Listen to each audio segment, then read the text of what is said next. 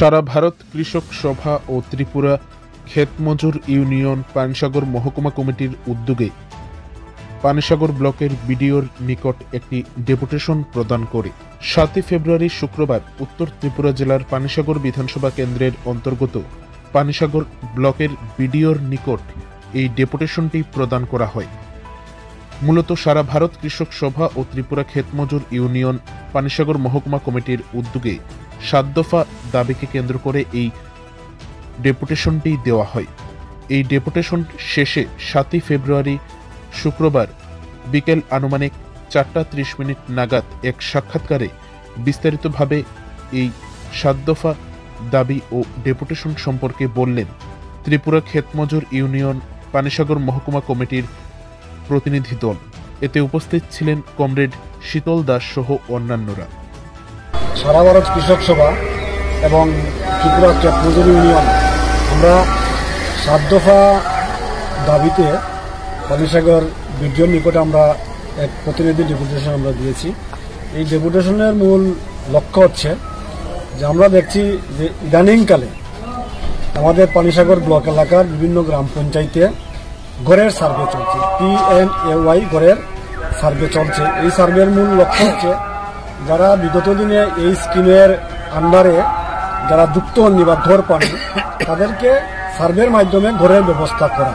কিন্তু দেখলাম বিজেপি পরিচালিত গ্রাম পঞ্চায়েত এবং তারাই মূলত এলাকার 3টা ভিলেজ কমিটি এলাকা তারাই নিয়ন্ত্রণ করছে। এই সার্ভে করার ক্ষেত্রে সেখানে গ্রাম পঞ্চায়েত একটা তালিকা করে দিয়েছে, যারা সার্ভে করছেন পঞ্চায়েত সেক্রেটারি, GRS বা সেখানে যুবকদেরকে যুক্ত করে একটা তালিকা ঠিক করে দিয়েছে। এই তালিকাতে আমরা দেখেছি যে গরিব কৃষক, ক্ষেতমজুর এবং বিশেষ করে বামপন্থী পরিবার, এই পরিবারগুলিকে ইচ্ছাকৃতভাবে তাদের সার্ভের আওতার মধ্যে যুক্ত করা হচ্ছে না, যার ফলে তারা সেখানে বঞ্চিত হচ্ছেন। আমরা বিডিওর নিকট আবেদন করেছি যে অতি দ্রুত যে সমস্ত পরিবার সার্ভের মধ্যে যুক্ত হয়নি তাদেরকে যাতে সেখানে সার্ভের মধ্যে যুক্ত করে তাদেরকে যাতে গড় দেওয়ার ব্যবস্থা করা হয়। নিশ্চয়ই বিডিও সাহেব উনি বলেছেন যে এই ব্যাপারে উনি প্রয়োজনীয় উদ্যোগ গ্রহণ করবেন বা উনার নজরে বিষয়টা নেওয়ার জন্য।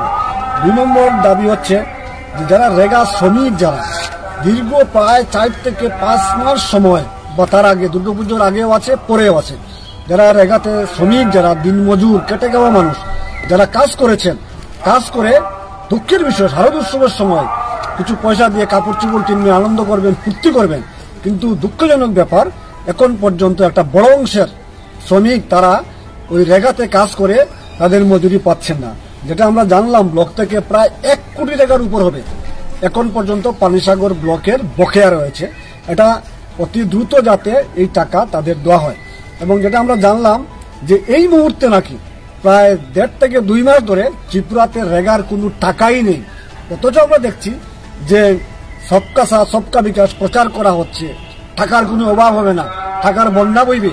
এবং ইদানিংকালে আমরা দেখলাম যে কেন্দ্রীয় সরকার যে বাজেট পেশ করেছেন সেই বাজেটেও প্রায় গতবারের বাজেট থেকে প্রায় 3% টাকা এবং সব মিলিয়ে প্রায় 4,000 কোটি টাকা রেগাতে কমিয়ে দেওয়া হয়েছে। যার কারণে এটা আমরা বলছি দ্রুততার সঙ্গে যাতে তাদের বকেয়া মজুরি দেওয়া হয়।